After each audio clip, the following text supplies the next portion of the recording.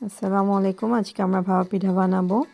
ভাপা পিঠার জন্য এখানে আমরা 1 কেজি চালের গুঁড়ো নিয়েছি, পুরোটাই ইউজ করব আমরা।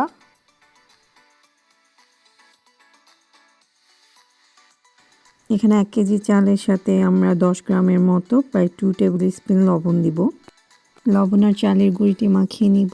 এরপর গরম পানি দিয়ে মিশ্রণটি একটু ভালো করে মাখবো, যাতে পানিটা একটু বেশি হয়, পানির পরিমাণটা একটু বেশি হয়, যাতে পিঠা পরে দিয়ে ভেঙে না যায়, ঝরঝরে না হয়ে যায়। আপনারা ভিডিওতে দেখতেই পাচ্ছেন আমরা কিভাবে মেখেছি।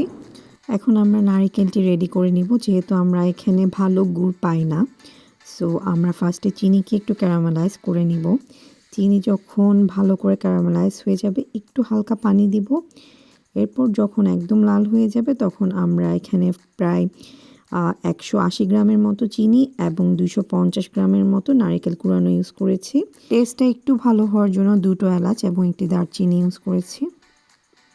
এরপর আপনারা নারকেলটি রান্না হয়ে গেলে আলাদা পাত্রে তুলে রাখবেন। এরপর আগের মাখানো চালের গুঁড়ো, যেটা অলরেডি 1 ঘন্টার মতো রেস্ট হয়েছে, ওটা আমরা একটি চালনি দিয়ে ভালো করে এটাকে চেলে নিব।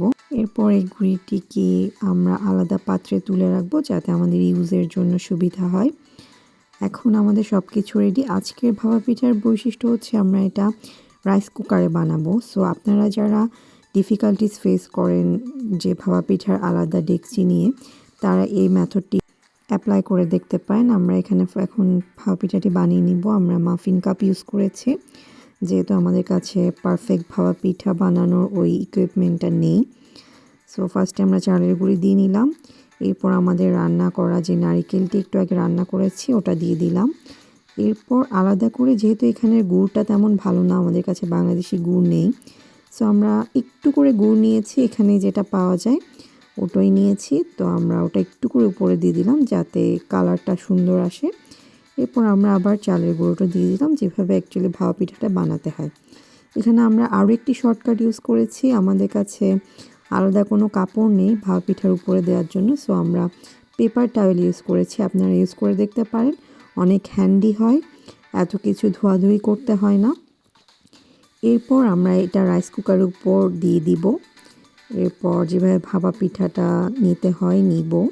এরপর সব পেপার টাওয়েলটা একদম ভাপা পিঠাকে যাতে কাভার করে ফেলে, ওইভাবে কাভার করে আমরা রাইস কুকারের উপরে ঢাকনাটা বন্ধ করে দিব। এরপর আপনারা 5 মিনিট ওয়েট করতে পারেন। 5 মিনিট পরেই দেখবেন ভাপা পিঠাটা রেডি হয়ে যাবে। আমরা আবার আরেকটি ভাপা পিঠা দেখিয়ে দিচ্ছি, যাতে প্রসেসটা আরেকটু ইজি হয়, যে রাইস কুকারে আমরা এটা কিভাবে দিচ্ছি মূলত এবং কতক্ষণ রাখছি। আপনারা ভিডিওতে দেখতে পাচ্ছেন আমরা কিভাবে স্টেপ বাই স্টেপ কাজটি করছি।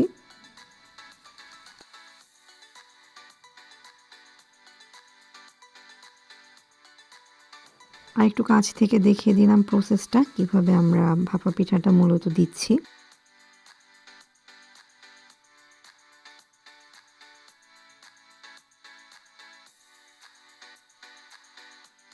ভিডিও দেখে হয়তো বুঝতে পারছেন ফুল প্রসেসটা কিভাবে হচ্ছে।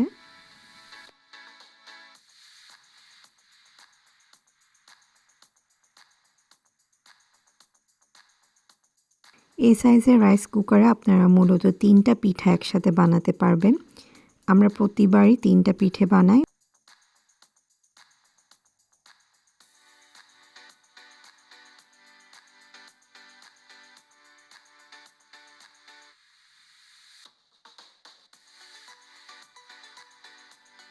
এরপর রাইস কুকারের ঢাকনাটি বন্ধ করে আপনার 5 মিনিট ওয়েট করার পর একটি সুবিধা মতো চামচ দিয়ে, ঠিক যেমনি আমরা ডেকচিতে ভাপা পিঠা উঠাই, ওই সেমভাবে আমরা ভাপা পিঠাটি উঠিয়ে নিব, পেপার টাওয়েলটি সরিয়ে নিব।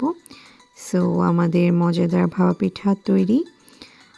এটার সবচেয়ে চমৎকার ব্যাপার হচ্ছে আপনারা খুব কম সময়ে, খুব কম হ্যাসেল নিয়ে রাইস কুকারে পিঠাটা তৈরি করে নিতে পারবেন।